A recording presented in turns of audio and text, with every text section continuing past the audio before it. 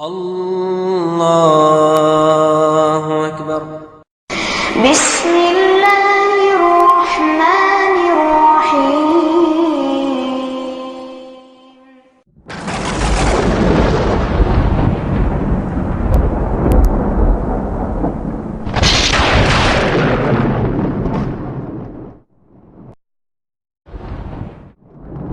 وقل جاء الحق وزهق الباطل إن الباطل كان زهوقا. إن الحمد لله نحمده ونستعينه ونستغفره ونعوذ بالله من شرور أنفسنا ومن سيئات أعمالنا. من يهده الله فلا مضل له ومن يضلل فلا هادي له. وأشهد أن لا إله إلا الله وحده لا شريك له وأشهد أن محمدا عبده ورسوله. أما بعد فإن خير الحديث كتاب الله وخير الهدي هدي محمد صلى الله عليه وسلم وشر الأمور محدثاتها وكل محدثة بدعة وكل بدعة ضلالة وكل ضلالة في النار. يقول سبحانه وتعالى في محكم تنزيله: يا أيها الذين آمنوا كتب عليكم الصيام كما كتب على الذين من قبلكم لعلكم تتقون أياما معدودات فمن كان منكم مريضا أو على سفر فعدة من أيام أخر وعلى الذين يطيقونه فدية طعام مسكين فمن تطوع خيرا فهو خير له وأن تصوموا خير لكم إن كنتم تعلمون. شهر رمضان الذي أنزل فيه القرآن هدى للناس وبينات من الهدى والفرقان فمن شهد منكم الشهر فليصمه ومن كان مريضا أو على سفر فعدة من أيام أخر يريد الله بكم اليسر ولا يريد بكم العسر ولتكملوا العدة ولتكبروا الله على ما هداكم ولعلكم تشكرون. ويقول الرسول صلى الله عليه وسلم: إذا جاء رمضان، وفي رواية إذا دخل رمضان فتحت أبواب الجنة وأغلقت أبواب النار وسلسلت الشياطين وفي رواية وصفدت الشياطين. حاضرین جمعہ، خواتین ملت، خطبہ مسنونہ کے بعد میں نے سورہ بقرہ کی آیتیں تلاوت کی. ان آیات مبارکہ کے اندر اللہ تعالیٰ نے رمضان اور روزے کی فضیلت ذکر کی ہے. میں نے بخاری مسلم کی بھی ایک حدیث پڑھ کر سنائی جس کے اندر نبی کریم صلی اللہ علیہ وسلم فرماتے ہیں: رمضان جب آ جاتا ہے، یہ رمضان جب داخل ہوتا ہے تو اللہ تعالیٰ جنت کے سارے دروازے کھول دیتے ہیں اور جہنم کے سارے دروازے بند کر دیتے ہیں اور سرکش شیاطین کو جکڑ دیا جاتا ہے، بیڑی پہنایا جاتا ہے. رمضان کے آمد ہے. 3-4 دن کے بعد رمضان شروع ہے. رمضان آنے سے پہلے یقیناً مومنوں کو ایک خوشی ہوتی ہے کہ اللہ نے ہم کو زندگی میں ایک اور رمضان پانے کا موقع دیا. اس لیے خوشی کا مہینہ آ رہا ہے. سارے لوگوں کو خوشی ہوتی ہے، مردوں کو بھی، عورتوں کو بھی، بچوں کو بھی، بوڑھوں کو، سب کو. کاروبار اور بیپار کرنے والوں کو بھی خوشی ہوتی ہے کہ صاحب بہت کاروبار ہوتا ہے، بیپار ہوتا ہے، ان کو بھی خوشی ہوتی ہے. تو رمضان آنے سے پہلے آدمی کو رمضان کی تیاری کرنی چاہیے.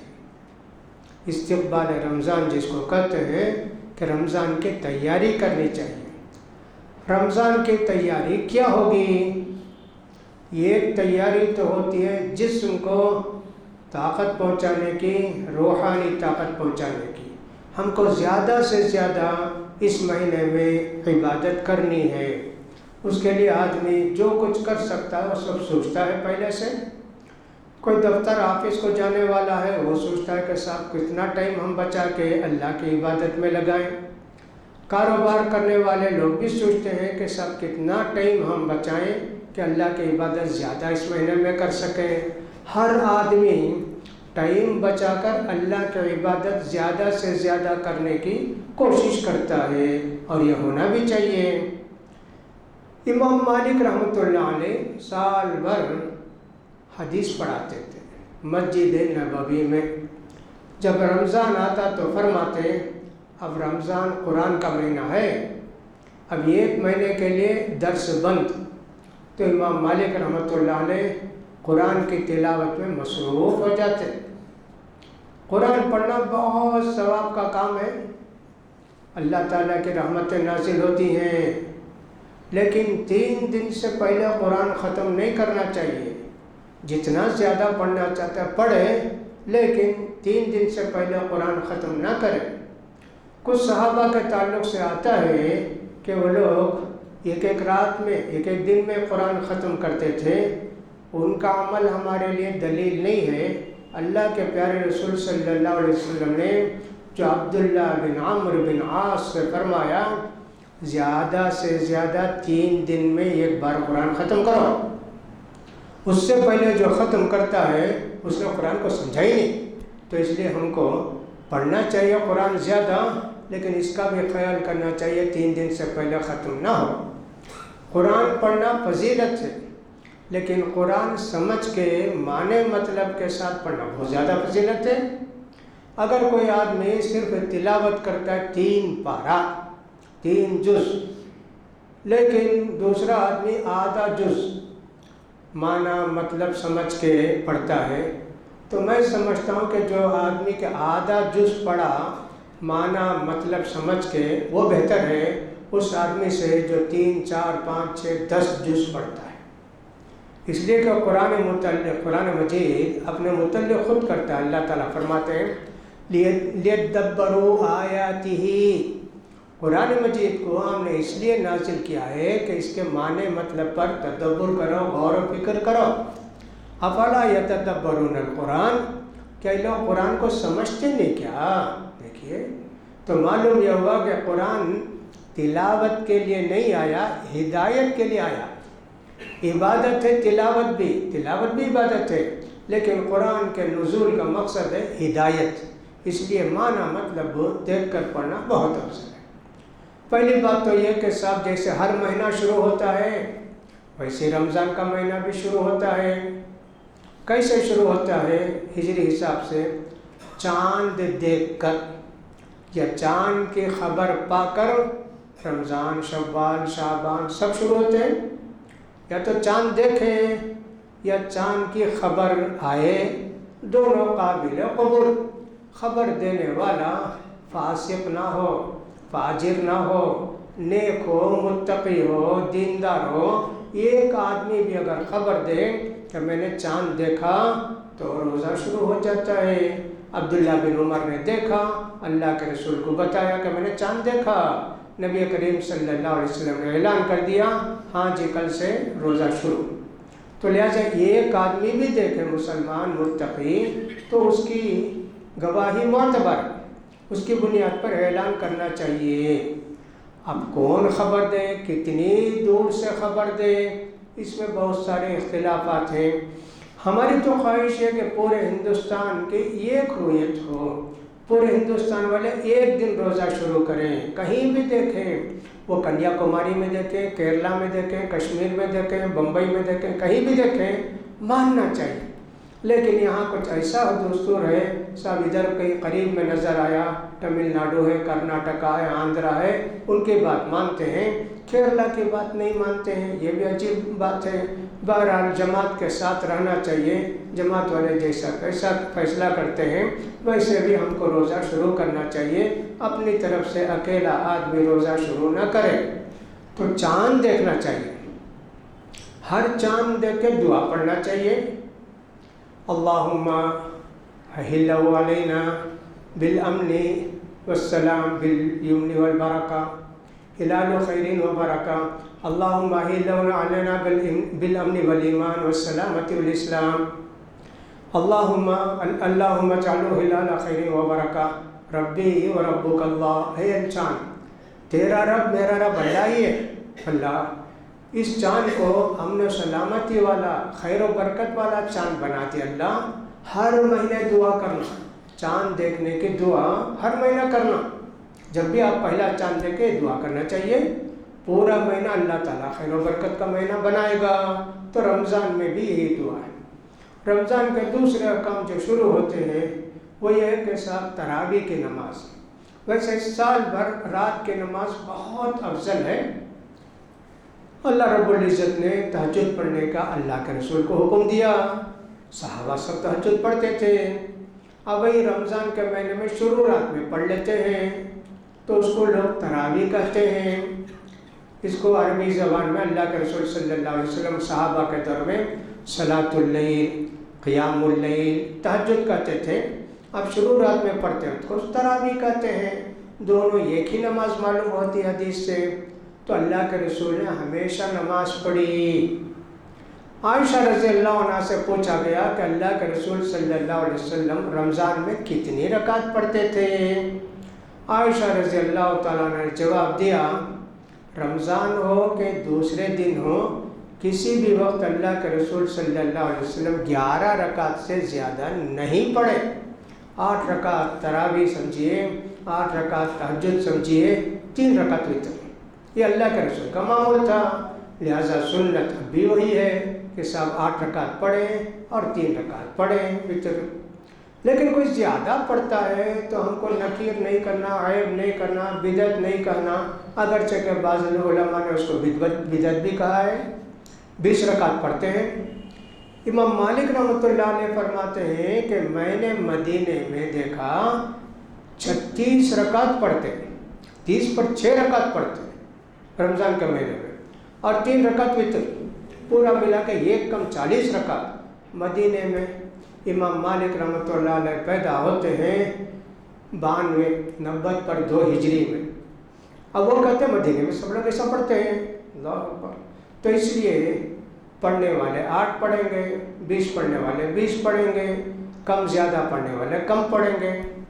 جماعت کے ساتھ جب آدمی نماز پڑھتا ہے تو 8 رکعت پڑھے، اور اگر اکیلا پڑھتا ہے، گھر میں پڑھتا ہے، 2 رکعت پڑھے، 4 رکعت پڑھے، 6 رکعت پڑھے، 8 رکعت پڑھے، اس کا خیال کرے۔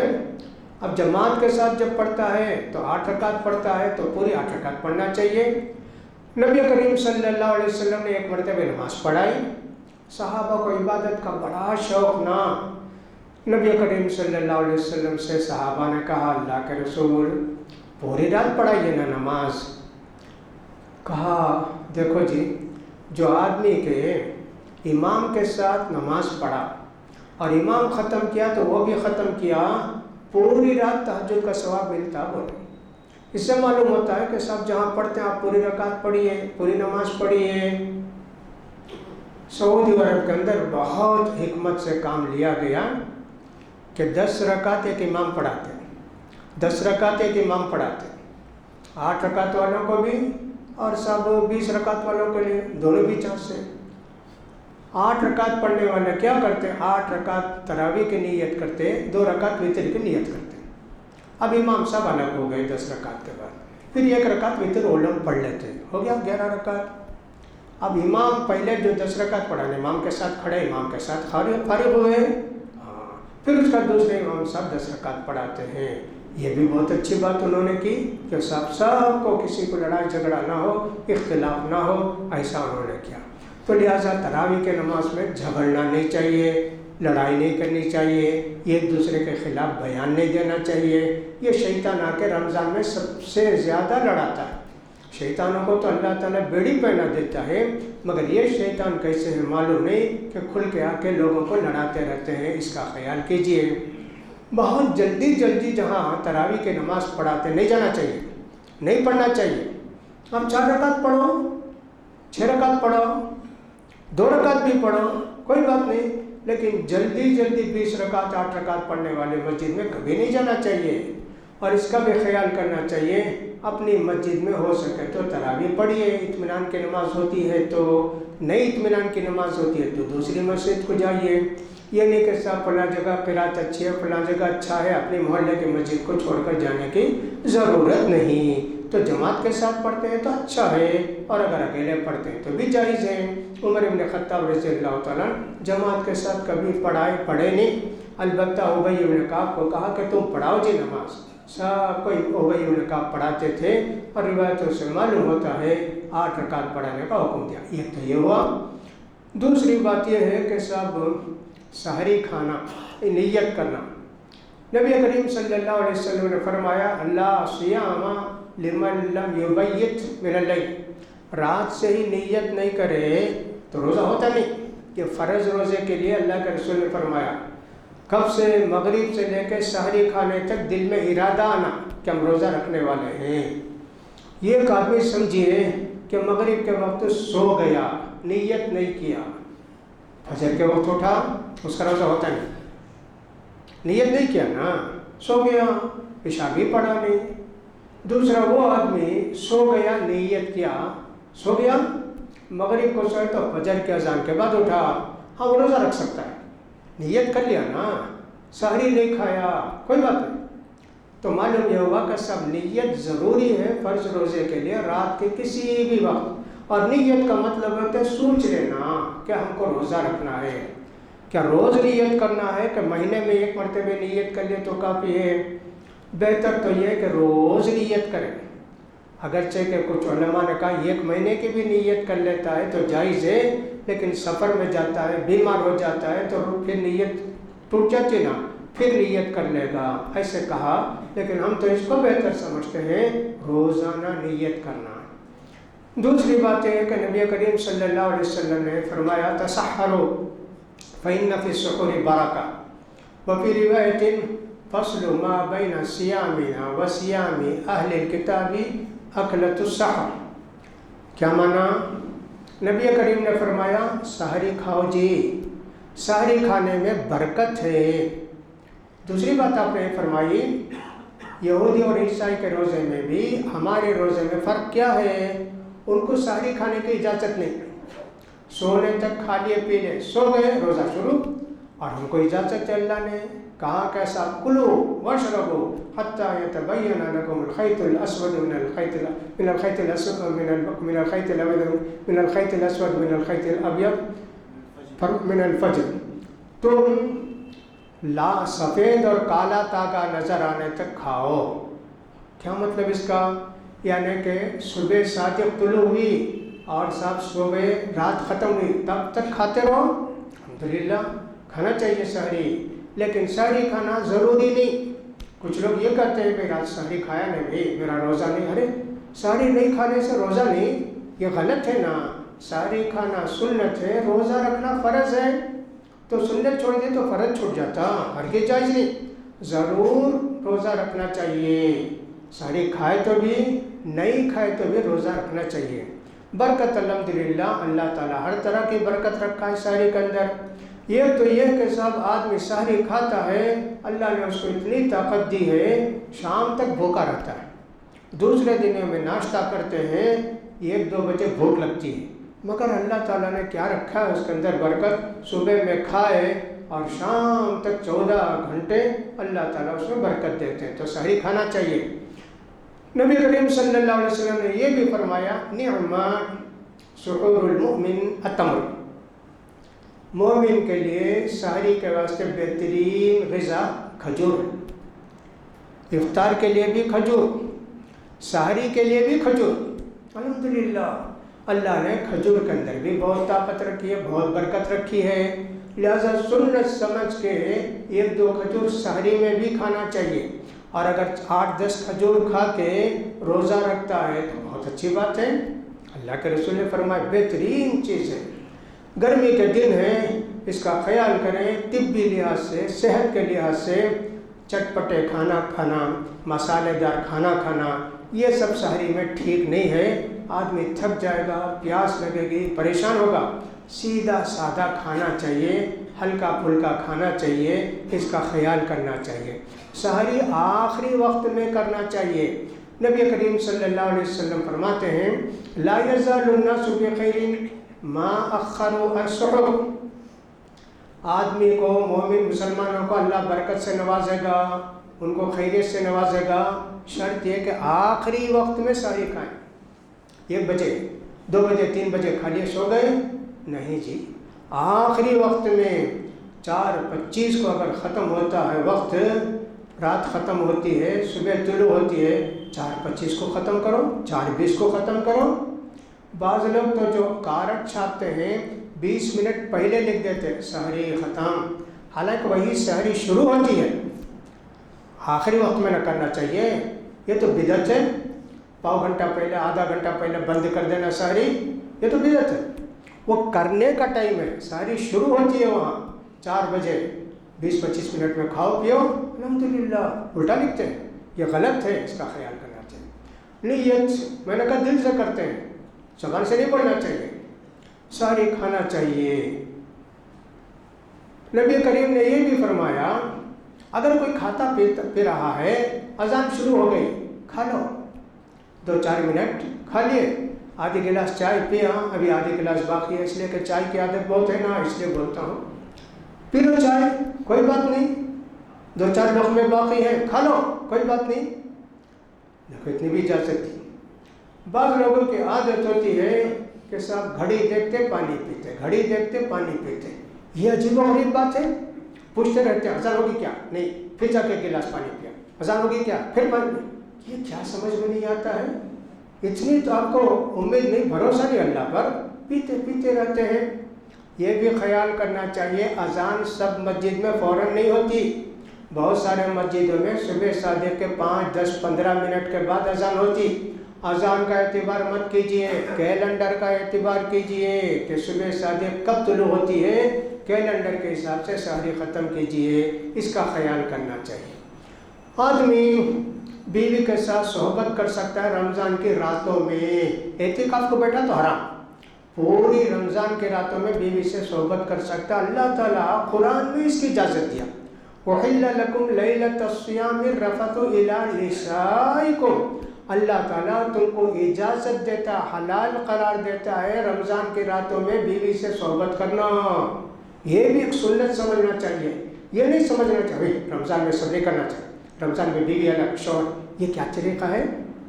سنت سمجھو، کیا کیا چیزیں اللہ تعالیٰ نے قرآن کے اندر ذکر کی ہیں، اس کو تو لوگوں نے ایسے سمجھ لیا جیسے زنا کرنا ہے، نعوذ باللہ۔ نبی کریم صلی اللہ علیہ وسلم بھی اپنے بیوی سے صحبت کرتے رمضان میں، دوسرے دنوں میں بھی۔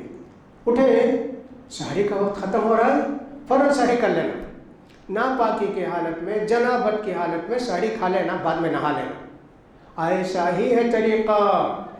وقت زیادہ ہے، الحمدللہ، نہائیے پھر سحری کھائیے، نہیں پہلے سحری کھا لو، ناپاکی کی حالت میں، الحمدللہ۔ اللہ کے رسول بھی ایسا کرتے تھے، جیسا کہ ام سلمہ رضی اللہ عنہ کہتی ہیں، جائز ہے نا؟ تو دیکھیے اس کا خیال کرنا چاہیے۔ عورتیں اگر پاک ہوتی ہیں، 4 بجے پاک ہو گئی ماہواری سے، فوراً سحری کھانا، اس کا نہانا، یہ نہیں کہ صاحب نہاتے نہاتے ٹائم ختم ہو گیا میں روزہ نہیں رکھی، یہ غلط ہے۔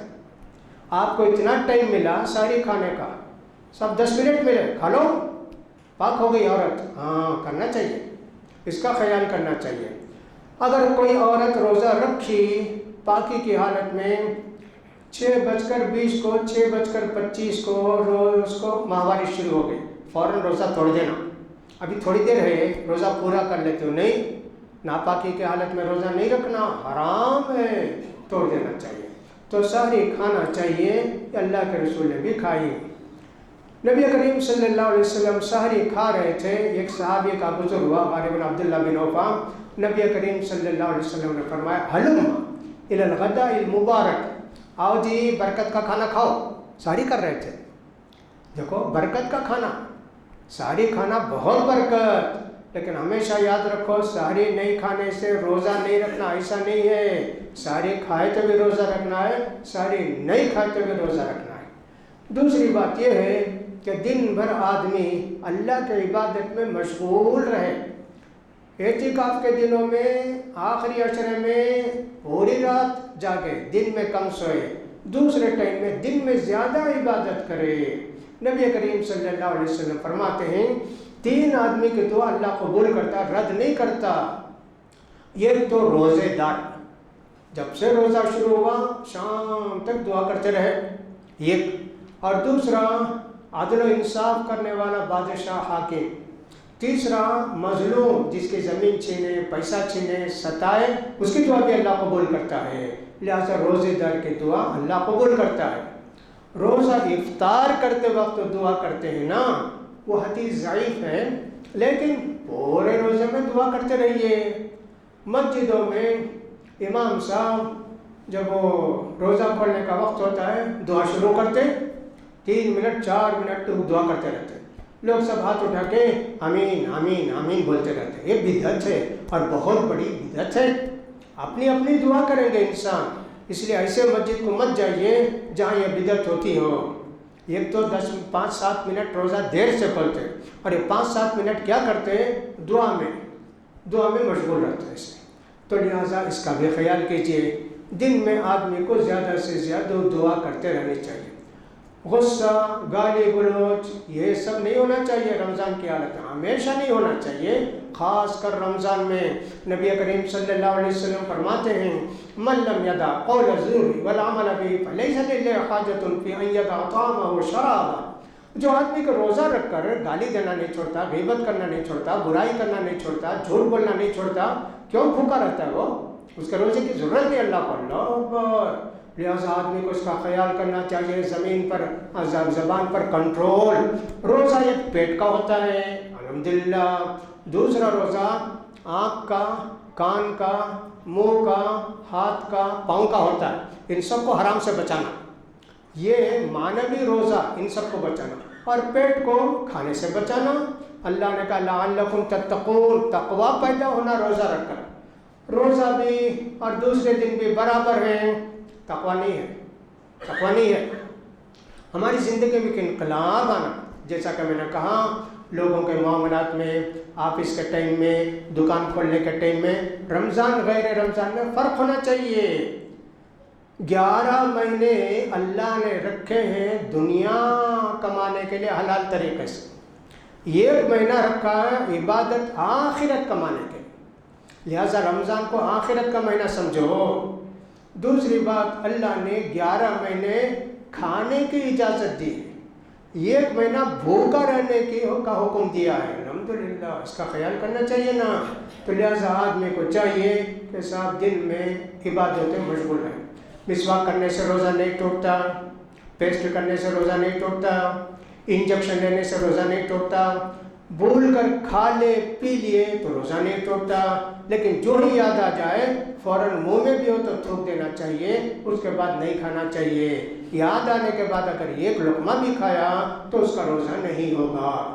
بیوی کے ساتھ مل کر سو سکتے ہیں جیسا کہ حدیث میں آتا ہے، بیوی کو بوسہ دے سکتے ہیں، یہ سب بھی اللہ نے اجازت دی ہے۔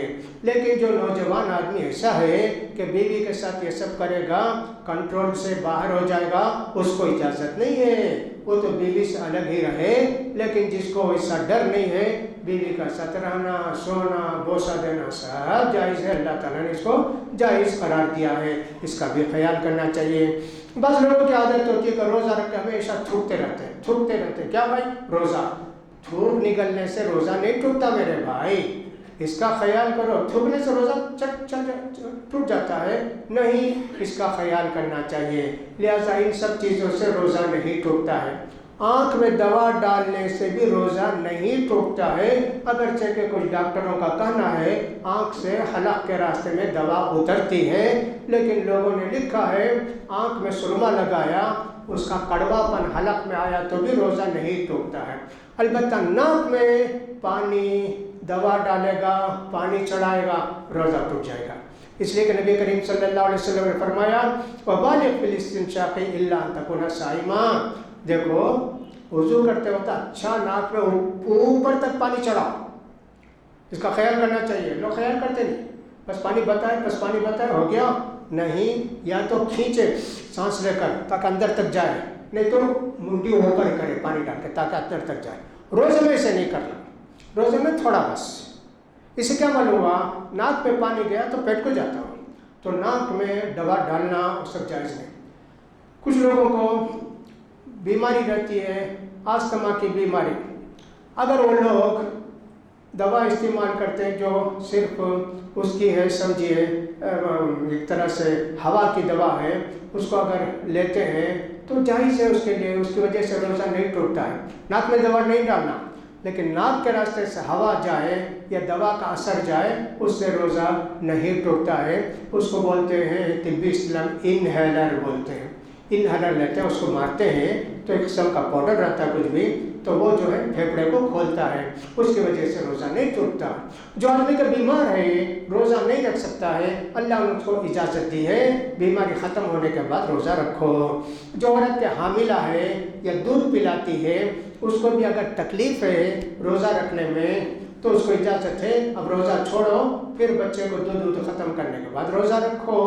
لیکن ایک عورت ایسی ہے حاملہ ہے، دودھ پلاتی، کیا بھی تکلیف نہیں، بچے کا دودھ کم ہو جائے گا، پیٹ میں بچہ ہے، میں نہیں کھاؤں گی نہیں پیوں گی تو بچہ کمزور ہو جائے گا۔ ایسی صورت میں دو کام کرنا، روزانہ ایک مسکین کو کھانا کھلانا اور اس کے بعد روزہ رکھنا۔ بات بچے کا ڈرنا، تیرا ڈر تو نہیں نا، تو رکھ سکتی، طاقت ہے، سب ہے، اب تو روزہ چھوڑ کے بچے کو ڈر کر، ایسی صورت میں فدیہ بھی دینا، بعد میں روزہ بھی قضا کرنا، اس کا بھی خیال کرنا چاہیے۔ افطار نبی کریم صلی اللہ علیہ وسلم نے فرمایا بہترین ہماری غذا کیا ہے افطار کرنے کے لیے؟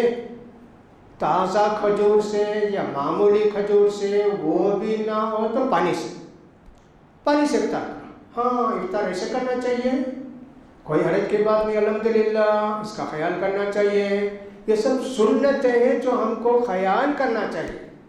سب کھجور کھائے، تازہ کھجور نہیں تو پھر معمولی کھجور کھائے، نہیں وہ بھی نہیں ملا تو پانی پیو، کوئی بات نہیں۔ اپنے حلال روزی جو ہوگی اپنے کی یا مسلمان بھائی کی، اس سے افطار کرنا چاہیے۔